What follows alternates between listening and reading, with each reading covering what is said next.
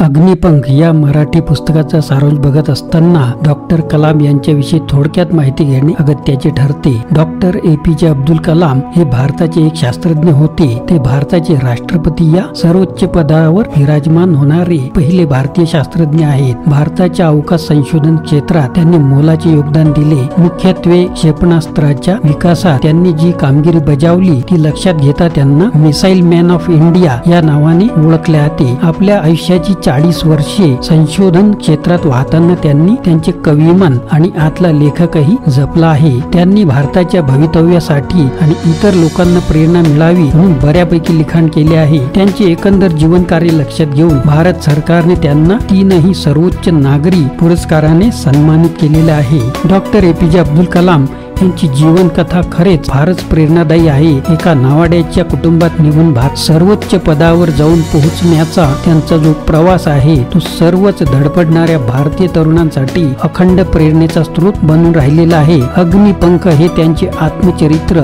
त्यांच्या जीवनातील सुरुवातीच्या संघर्षमय पर्वाची कहाणी आहे। या पुस्तकाची रचना कशा प्रकारची आहे मित्रांनो? अग्निपंख हे पुस्तक डॉक्टर APJ अब्दुल कलाम लिखित विंग्स ऑफ फायर या मुळात इंग्रजी मधील पुस्तकाचा अनुवाद आहे। हा अनुवाद माधुरी शानबाग यांनी केला आहे। मित्रांनो, अग्निपंख मराठी सारांश हा जो सारांश आहे या व्हिडिओच्या माध्यमातून मी आपल्या पुढे सादर करणार आहे। तुम्हाला पण यापूर्वी आपण अग्निपंख मराठीचा जो सारांश आहे हा आपण पाहू आणि त्यामधून आपल्याला नेमकं काय शिकायला मिळणार आहे ते सुद्धा पाहू। अग्निपंख हे पुस्तक मुख्यत्वे 4 विभागात विभागले गेले आहे। या प्रत्येक विभागाला विशेष नाव सुद्धा देण्यात आलेले आहे। प्रत्येक विभाग हा डॉक्टर कलाम यांच्या जीवनातील विशिष्ट कालखंडाशी जोडलेला आहे। पहिला भाग ओरिएंटेशन म्हणून संबोधला गेला आहे। या विभागात कलाम यांच्या जीवनातील त्यांच्या जन्मापासून ते भारताच्या वतीने USA च्या प्रशिक्षण कार्यक्रमासाठी जाण्यापर्यंतचा प्रवास याचं वर्णन केलेलं आहे। हा विभाग 1921 ते 1963 पर्यंतच्या त्यांच्या जीवनातील घडामोडी, त्यांचे शैक्षणिक जीवन आणि त्यांच्या अवकाश विज्ञानाकडे निर्माण झालेला कल या सर्वांबद्दल सखोलपणे भाष्य करतो।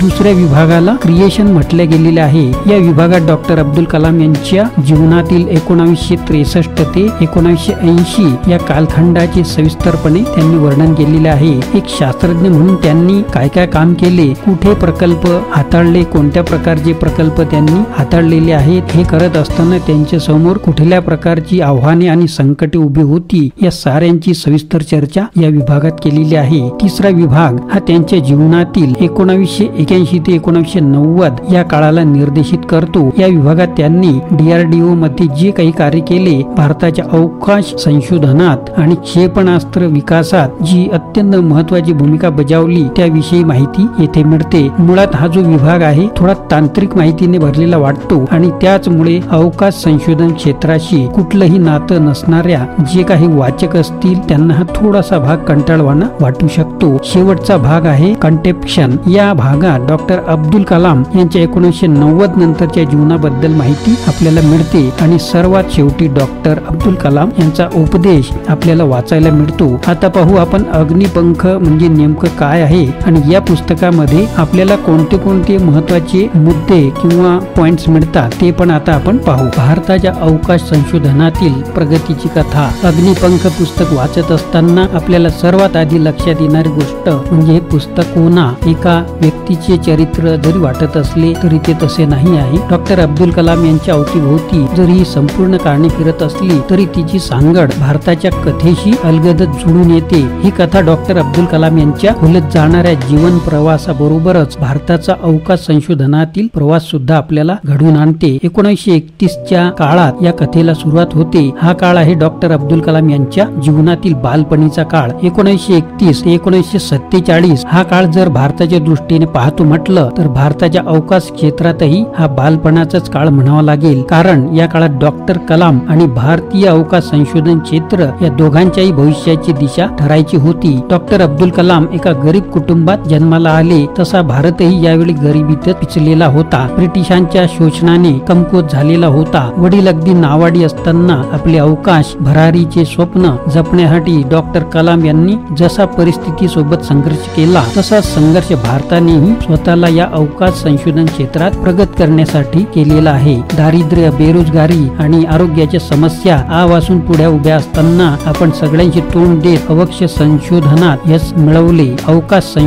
यश मिळवले. या पुस्तकाच्या सुरुवातीचा जो भाग जरी डॉक्टर कलाम यांच्या जीवनावर असला तरी उर्वरित भाग मात्र भारताच्या अवकाश संशोधन क्षेत्रातील प्रगतीबद्दल जास्तच बोलतो. हे पुस्तक डॉक्टर कलाम यांचं जीवन आणि भारताची तंत्रज्ञानातील प्रगती या दोघांनाही समांतर अशी घेऊन चालते. हिंदू मुस्लिम ऐक्य. अग्निपंख या पुस्तकातून प्रत्येक ठिकाणी जाणवणारी गोष्ट म्हणजे हिंदू मुस्लिम ऐक्य होय. या पुस्तकात ही ऐक्याची भावना प्रदर्शित करणारे आणि धर्मनिरपेक्षतेला प्रोत्साहन देणारे अनेक प्रसंग आपल्याला पाहायला मिळतात. त्यातलाच एक प्रसंग म्हणजे धनुष्कोडीतील प्रभू रामचंद्राशी निगडीत उत्सव आहे. या उत्सवात राम मंदिरातील रामाची मूर्ती रामेश्वरम वरून धनुष्कोडीला घेऊन जात रामेश्वर आणि धनुष्कोडी यांच्या दरम्यान नदी वाहते. ही नदी पार करून मूर्ती पलीकडच्या काठाला घेऊन जाण्यासाठी कलामांच्या वडिलांचे नाव वापरली जात असे. ते स्वतः मनोभावे त्या कार्याला मदत करीत. सोबतच ते आपल्या नावेतून तीर्थासाठी आलेल्या लोकांना अपेक्षित ठिकाणापर्यंत पोहोचून देत असत. आपण सहजच म्हणू शकतो की डॉक्टर कलाम यांनी धर्मसहिष्णुता हा गुण त्यांच्या वडिलांकडूनच घेतलेला आहे.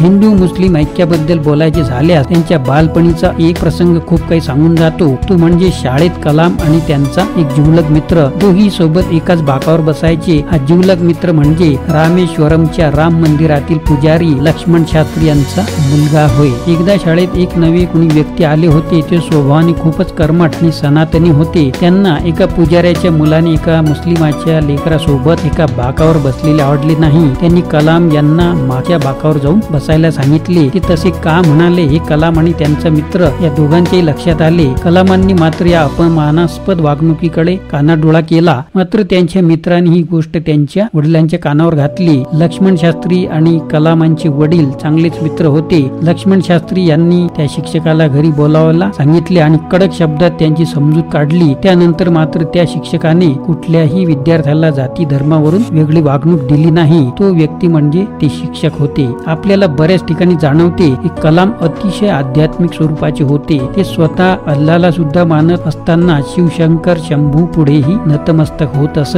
त्यांच्या मार्गदर्शनात तयार झालेल्या क्षेपणास्त्रांची नवी जे नावे होती ती नंदी, त्रिशूल, नाग यांच्यासारखी आहेत जी शंकराशी निगडीत आहेत. यातूनच त्यांचा शिवभक्तीकडे असणारा कल सुद्धा दिसून येतो. आध्यात्मिकतेचा सुवर्ण स्पर्श. आधुनिक जग हे विज्ञान आणि आध्यात्मिक गोष्टी यांना एकमेकांच्या विरुद्ध असणाऱ्या गोष्टी म्हणून बघतं. त्यातही एखादा वैज्ञानिक असेल किंवा विज्ञानवादी असेल तर सहसा त्याने देवाच्या अस्तित्वावर, त्यांच्या महानतेवर, महत्तेवर प्रश्नचिन्ह उपस्थित करणे ही तर आजची फॅशन होऊन बसली आहे. विज्ञानाची 2-3 पुस्तके वाहून बरीच मंडळी आपण कशी जगावेगळे आहोत हे ठसवण्यासाठी या धार्मिकतेला, अध्यात्माला विरोध करताना आपल्याला आढळतात. मात्र कलाम यांची कहाणी अगदी निराळीच आहे. त्यांच्या या जीवनकथेत अध्यात्म भरलेले आहे. एका वैज्ञानिकाचा असल्या गूढ गोष्टीवर विश्वास होता हे पाहताना आपल्याला थोडी वेगळे वाटेल, पण तेच सत्य आहे. मात्र त्यांची देवावर असणारी श्रद्धा ही अंधश्रद्धा नव्हती. ती अगदी सजग आणि डोळस अशी श्रद्धा आहे. त्यांच्या देवावर असणाऱ्या या श्रद्धेमुळेच त्यांना जीवनभर अगदी साधेपणाने जगता आले. कुठलाही गर्व, ईर्ष्या यांच्या मनात कधीच निर्माण झाली नाही. जे माझ्या हाताने घडले, माझ्या हाताने देशाची जी सेवा जी काही झाली ते सगळं त्या वरच्या करुणाकाराच्या योजनेचा भाग होय. त्यात माझं असं स्वतःच काहीच नाही. या प्रकारचा नम्र भाव हा त्यांच्या आध्यात्मिकतेचाच परिणाम होय. या पुस्तकाची सुरुवातच अथर्व वेदातील ओळींनी होते. बऱ्याच ठिकाणी पवित्र कुराण मधील बरीच उदाहरणे आलेली आहेत. सोबतच डॉक्टर अब्दुल कलाम यांचे त्यांच्या वडिलांशी, स्वामी शिवानंदाशी, जलालुद्दीन सोबत होणारे संभाषण हे सारे या आध्यात्मिक वृत्तीबद्दलच निर्देश करतात.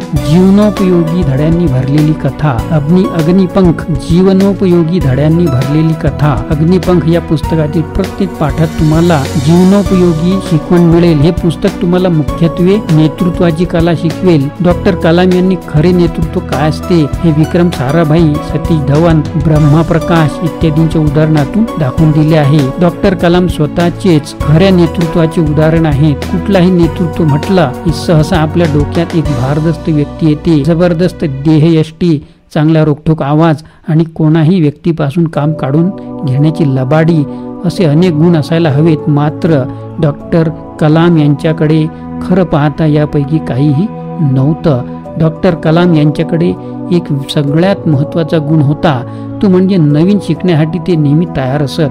परिणामी त्यांना आपल्या कनिष्ठांवर कधी बॉसिंग करायची गरजच पडली नाही. यश असेल तर श्रेय सर्वांना देणे आणि अपयशात सर्व जबाबदारी स्वतःवर स्वीकारणे हा त्यांच्या वृत्तीमुळे आणि नम्र स्वभावामुळे त्यांनी नेतृत्वाची निराळीच पद्धत शोधून काढली. मुळात आपण लोकांचं नेतृत्व करण्याची इच्छा ठेवण्यापेक्षा आपल्या कार्यात इतर निपुण व्हावं की लोक आपसुकच आपलं अनुसरण करू लागतील, हेच आपल्याला डॉक्टर कलाम यांच्या अग्निपंख या पुस्तकातून शिकायला मिळेल.